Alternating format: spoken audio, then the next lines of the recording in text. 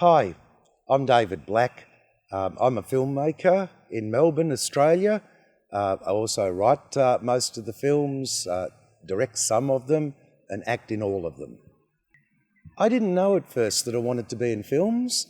What happened was a friend who I knew from my band days. I was in a band called Darkness Visible.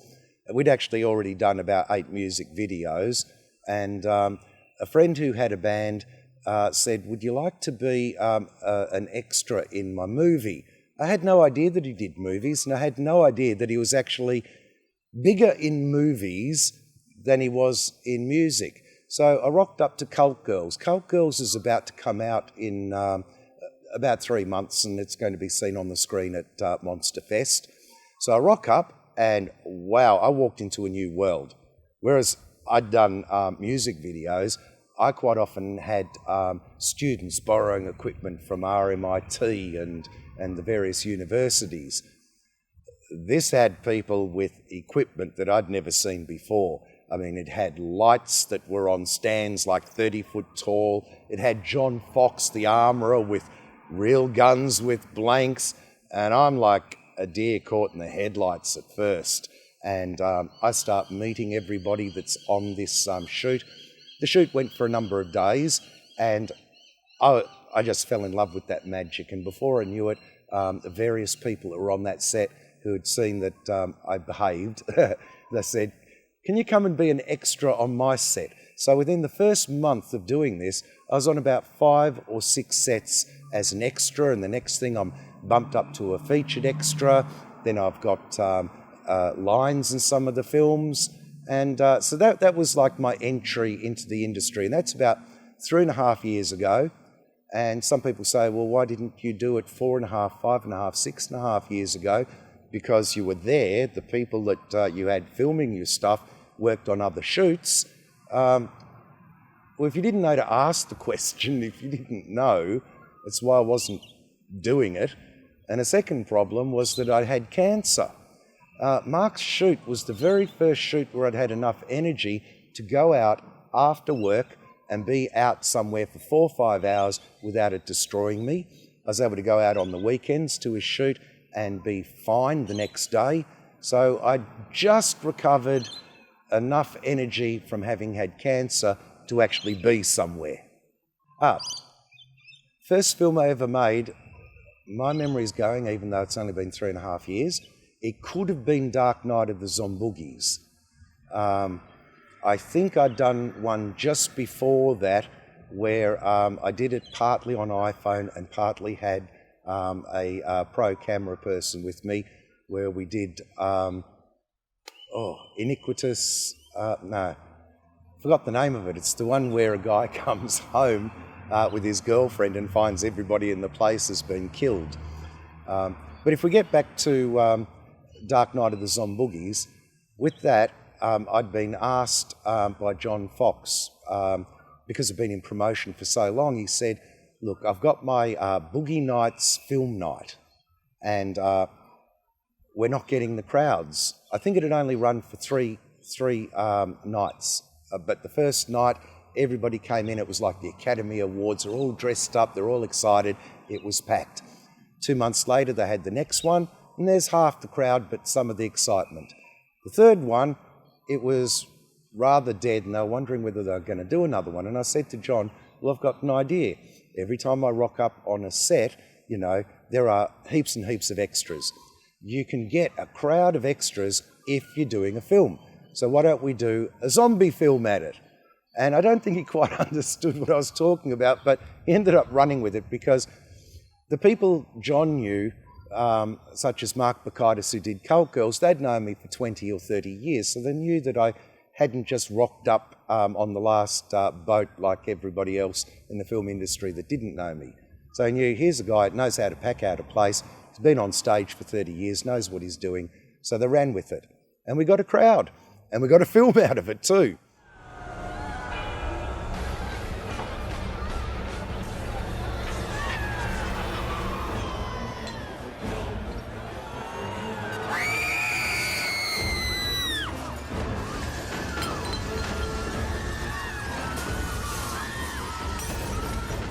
The second one, I'd seen an ad by Shane Ryan that he was going to do Ted Bundy Had a Son, and it was to be like an anthology where everything was about Ted Bundy. So I got something written up, and he said it was fine to go with found footage. So that's what we'd planned, was found footage. But then I thought, what if my found footage worked, because I'm acting and doing everything at the same time? What if it can't be watched? What if it's crap? So a friend who had a Steadicam rig came along, and everything that I did, he was behind me filming it too, and we got that edited to make a film. One of those two films was my first. 3 is near impossible to come up with. They're just too many. Sorry, phrase the question and the answer.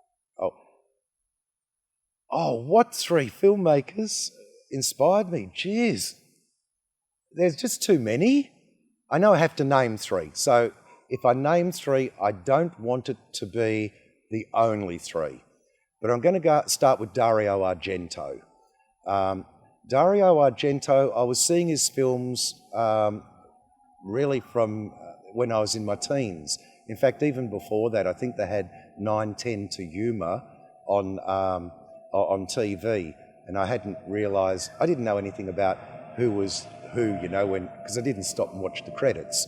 But I found out a couple of years ago that 9:10 to Yuma, the Western, was where Dario Argento got his start.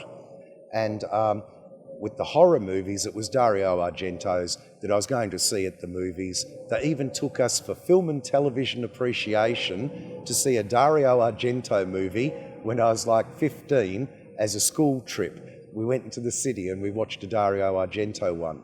So what is it about Dario Argento? We go back to 9:10 to Yuma, that's probably more Sergio Leone, but they really create an intimidating environment out of silence in a lot of his films. So it's very much atmosphere. Dario, it's the really intense colour and the things he puts in it, the scenery. There's a lot more going for it because it's gore, not by today's standards, but back then you went to see a Dario Argento film, you were going to see gore. I remember I just couldn't even handle the scene of that woman coming through the glass in one of his movies. It's one that just recently got remade, but I'm getting older and the words come to me like 10 minutes after they're needed. But that's Dario Argento to one side. Then, in fact, I do a call out to all of the Italian filmmakers whose stuff I grew up on, whether it was from the spaghetti westerns to the horror, to later on all of those post-apocalyptic gang movies. It seems at any point in my life, there's always Italy. So getting on to America, Steven Spielberg. Once again, I wouldn't know where to start with Spielberg, but he's been very varied with the things he's done. So Spielberg certainly comes up there as well. But then I've got to come back to Aussie filmmakers. So with this one, I'm not going to name one particular one, I'm just going to name an era. But that golden era of Ozploitation, when you had things like Barry Mackenzie Holds His Own coming out, through to Mad Max, through to Turkey Shoot. Brian Trenchard Smith is one that was right in there, so there I've named a name. But yeah, it's more of an era. So when those were coming out, and I was a pimply kid, I knew that I'd always get to see boobs if I could sneak in to those movies. I always knew that anything that I saw in them that I mentioned, that I would get hit by mum, because they really played up the Aussie larrikin a lot. If I go through all of these are ones where the storytellers are telling big, over-the-top stories. They're very B-grade. I couldn't understand as I was growing up why so many of my friends wanted to go and see mature movies. Like, it was almost like, what, when I grow up I've got to become boring? I mean, haven't you guys read the Bible? There's nothing small in that. You've got giant floods with post-apocalyptic results and people drowning. You've got creatures, angels. You've got a four-headed creature in Ezekiel. You've got destruction. You've got sex. You've got everything. Why give me the Bible as a kid and tell me to read that and then try to tell me if you want to be part of our society, and be a good person, you've got to eat vanilla ice cream and be very boring and say please and thank you. I probably didn't explain that well, but basically stories with imagination that are huge is what I think storytelling's about. Thinking about my favourite film, it's funny about that because you always think of the worst ones first.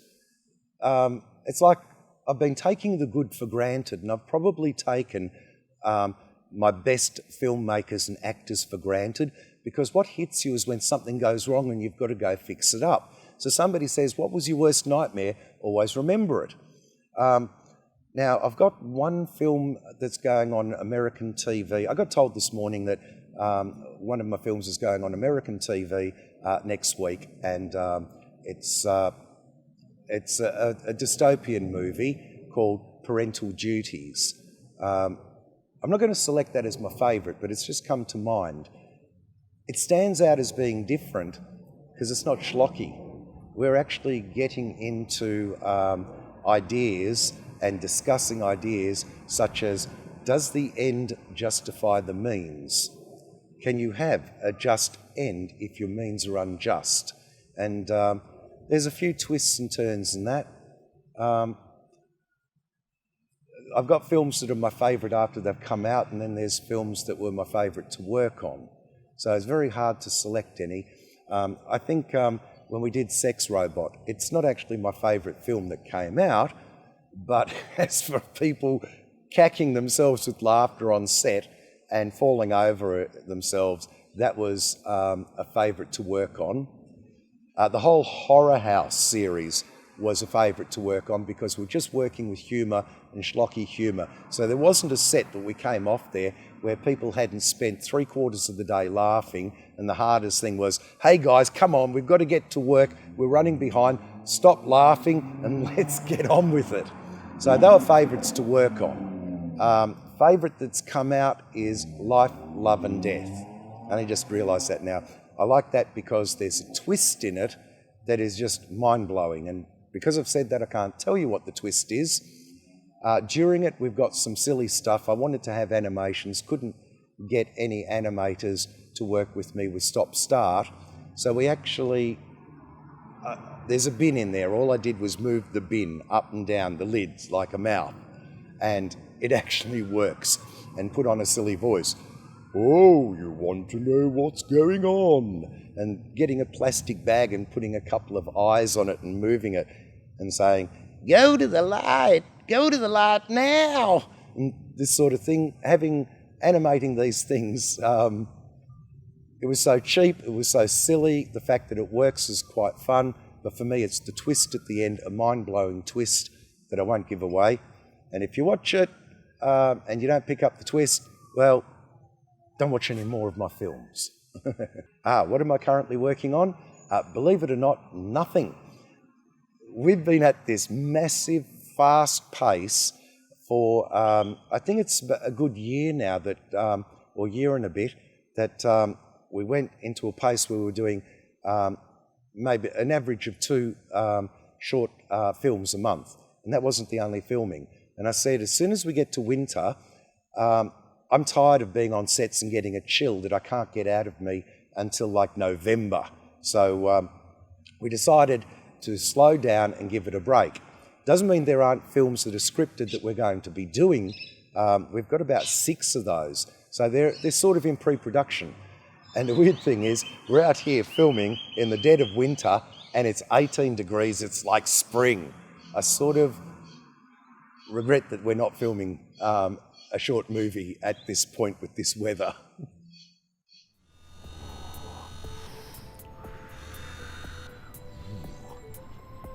You little ripper.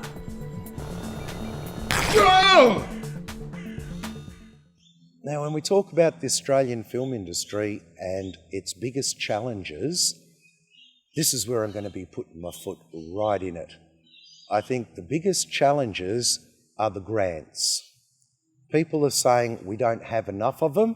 I'm saying get rid of them. Take all of the money that we're spending on the local film industry and let's solve the problem with homelessness, or put it towards the homeless. Because all that's happening with the grants is they're being given to people who fit the mould of whichever groups are the loudest. I mean, the way things work politically is we have a government. The government gets into power because it gets voted in, and there's various influential groups that help them get voted in. So they've got to get a payoff, right? And that could be a group that wants to promote women's interests, or a group that wants to promote Indigenous interests. By the time you give them the film that is going to promote the interests of the different groups, that filmmaker is not making a film that the people want to see.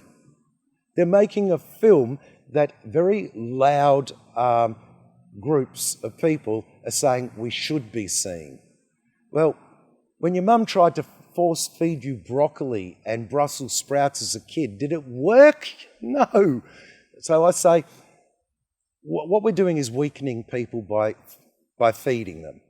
You actually do have to have a level of resistance. So you get better by having some resistance, not so much that it'll kill you, but some resistance. And at the end of the day, if you tell a story and it's of no interest to anyone but yourself, you can say, hey, I told my story. I'm saying, go away, don't bore the crap out of me. No, I think the best thing is stop spoon-feeding people. Stop trying to force gender balance. That'll get me in trouble. But the thing is, the best person for the job should go for the job. So if I put out a call and I ask for makeup artists, nearly everyone that comes through is going to be female. I'm not going to hold up the shoot, for 6 months looking for that one male makeup artist or two male makeup artists to get the balance in. Now, there's no problem getting a balance with the actors. I can't see that you're going to have a film without a normal balance of people. But when it comes to who's behind the camera, who's going to be the soundie, who's going to be the gaffer, I've got to go with who's there. I can't live in a fantasy land. I can't take the third best person because I need a gender balance. And you can be offended at what I'm saying, but I was on a shoot 4 months ago, and the first thing this guy did in trying to get his balance was he said, okay, you're Asian, are you gay too? I need an Asian gay. And by the time he got to me and said, oh, wonderful, David, I've now got a Jew. I just thought, I don't want to be in a film simply because I'm a Jew. I want to be in a film because people think I can contribute to that film. We've got to stop forcing this stuff. We have to be able to fend for ourselves as an industry. We have to make the best product we can and put the best people in. Now, prejudice weakens you. If you turned around and you were stupid and you said, we're only going to have white people, you'll have the worst film under the sun because we've got so much talent out there amongst every single community that makes up the patchwork that's Australia. But it's the same sort of prejudice if you're going to tell me that I can't have the best soundie because I've got a gender imbalance and I've got too many men now, and that I can't have a female makeup artist even though she might be the best at prosthetics because I've got too many female makeup artists. Best person for the job is the way I was brought up. Now, when it comes to future projects, we do have a number that are scripted that we're doing, but we've also got a number in editing. So if I go to the ones that are in editing, we've got a little documentary. It's either going to go for a half an hour or an hour, and I did it with Dia Taylor, and it's called A Night at the Movies Indie Style, where we took out a camera to a typical Melbourne indie film night, and we filmed the people there, we interviewed them, we showed what's going on. That one I'm really looking forward to. But there's also a feature film called Badass Bunyip. That takes me back to sort of the Ozploitation days, when people were able to get their movies out because of a tax break called 10B. So we've done we've got that, and I'm now told that that's going to come out at Christmas because it's a Christmas movie, which didn't actually dawn on me at the time being Jewish. Well, if I pick up a Christmas movie or an Easter movie or whatever, I'll pick it up at any time during the year. So, yeah, common sense. That should have been common sense. The Christmas movies come out at Christmas. So that's going to be later on in the year. We're just bringing out the Horror House series, which is 6 hosted horror shows. Originally, that was supposed to go onto TV, and a few people asked me, why did you just release it on YouTube?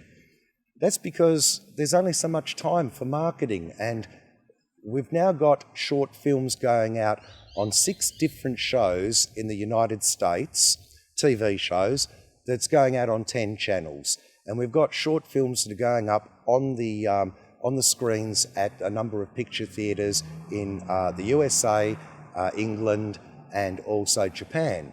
So these are shorts before the main features. Doing that and holding on to that takes a lot of work.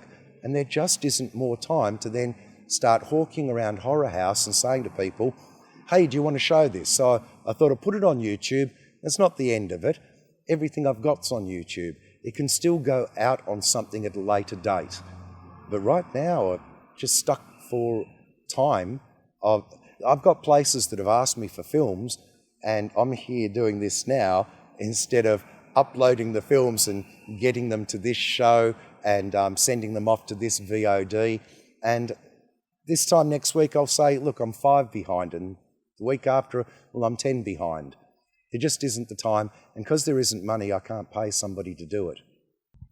Now, what makes a good name for a production company is a very interesting question, because you've got to ask first, what's your production company going to do? And don't tell me, oh, we're going to make films. For instance, if you're going to make romance films, you're not going to call it blood and guts horror, you know? So you've got to know what you intend to do first. Now, mine is just called David Black Productions, because I might make romance in the future, so I don't have to put a blood and guts name in it.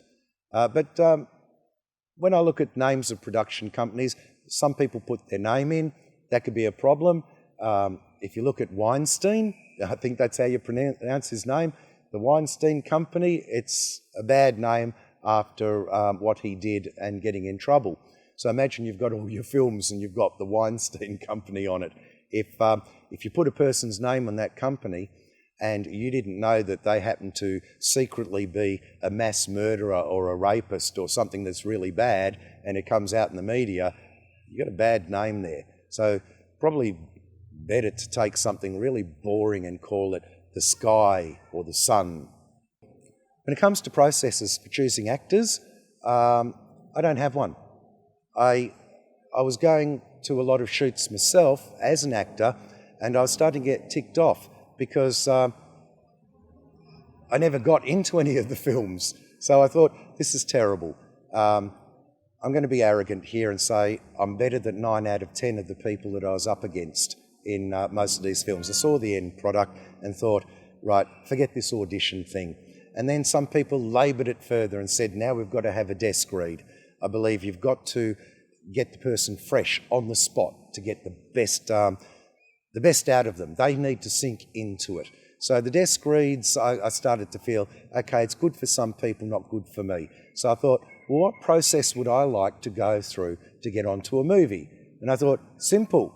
I just want the director to tell me, Dave, we're shooting in 2 weeks, I want you on. So that's what I tell people. My biggest challenge, I think it would probably sound stupid if I said I have no challenges. There are challenges, but if I can't get through this way to get something I feel I need, I'll go through that way.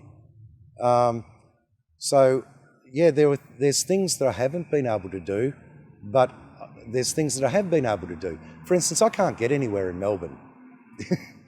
If I've got my films on at a film night, I am getting people, but with a lot of fighting and effort. So I will get 20 people to a film night. That's a challenge. Melbourne's not going to change. They're not going to have me on most of the things where people are... Let me rephrase it. There are a lot of things in Melbourne where people have been around a long time and they consider themselves the establishment. It might be a film festival, it might be a film night, it could be a TV show, whatever the function is, everything that's established in Melbourne, they don't want me. I'm getting places overseas. So my films are going out on TV in the United States, whereas I can't get onto TV in Australia. And the stuff that's taken me on overseas is bigger than the people that won't take me on in Australia. And it's the same with the cinemas. The cinemas that are running cult movie nights, that are putting my stuff on before the features, they're bigger than the stuff that's happening in Melbourne that's doing the same thing. So yeah, Melbourne and Australia itself by extension could be seen as a challenge, but everything's happening for me overseas. So do I have a challenge? Well, no, I've only got so much time, and it's all being spent on the things where we're getting success. So yes, there's challenges. No, I couldn't give a damn about them. Now, there's a lot of aspiring filmmakers out there. My advice is listen and learn, and then do what you want.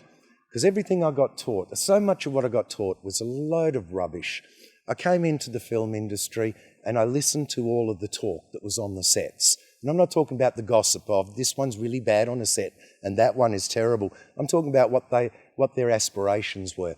Oh, we're going to do a movie. We're going to put it into the film festival circuit. Oh, George got 62 laurels because he's been on 62 films. He's been at 62 film festivals. And I thought, who's George? My neighbours haven't heard of him. That can't be very big. I mean, look at things and see what comes back. And I pretty well realised that if you're going to be putting your stuff on the film festivals, a lot of these people are spending up to $2,000 because it's $15 to maybe $45 for your entry fee, and your entry fee, and you'll get the laurels that you can put onto your poster. Okay, you've got 62 laurels and almost nobody's heard of you. Let's say you put out your DVD, right? Who the hell ever picked up a DVD because they saw laurels on them? They picked up stuff at the video shops because it had Banned in Queensland on it, not because it had laurels. So there's one thing that people swear blind by.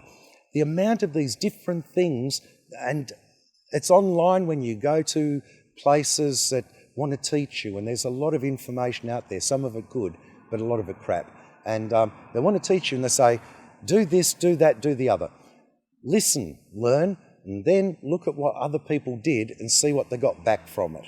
And if they're not really getting anything back from it, they're just putting their hand in their pocket and really seeing nothing, then forget it.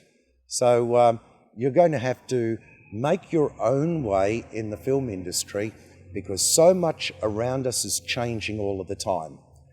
The first person that said, get your stuff into a film festival, it works, they might have been someone from 1975 when there was like 15 film festivals and buyers actually used to go to them. You know, all you can do is keep trying, and that's a difficult one. I don't know if anyone remembers this film, Starship Troopers. It wasn't one of the first ones in Starship Troopers, but you had all of the troopers, and they're in this compound, and they've got a force field. And there are numerous bugs, and they're throwing themselves at the force field. And the people inside are thinking, gee, the bugs are stupid. They keep throwing themselves at the force field. There was a plan behind it. They're looking for the spot that was the weakest, and they were sacrificing a lot of themselves to find it. And that's what you're going to be. You're going to try stuff and it's not going to work. You're going to throw time and effort at that. It doesn't work. You're like the bugs that are destroying yourself. But you don't get disheartened. You throw yourself here, you throw yourself there, you throw yourself there. Eventually, you're going to be the one that finds that spot where things are working, and once you got it, keep working it, but don't base everything around it because the world will also change in 2-3 years' time, so you'll always be having to experiment. So my advice is learn what's going on from everybody else, then throw it away because it's probably 99% crap, and find your own way. Do I believe in giving unknown actors a chance? Well, that's what I've done with all of them. Every single film had an unknown actor. They're unknown to me. I'll ask for a show reel, but a lot of people I know don't have a show reel. But I am a bit careful in it, in that they'll start off as an extra. I'll see what they're like as an extra, what they're doing, and then they'll move up to being a featured extra. And then they'll move from a feature extra that I'll give them some lines. So, yeah, I'm giving them a chance, but I'm not going to say to a total unknown. Actually, I have said to a total unknown, here you've got the starring role, but that's always been a mistake. But in most cases, yeah, you can work your way up. So you will get in. I know that I'm very controversial, but the thing to do is to look at what I actually do, not the crap that people are saying behind my back.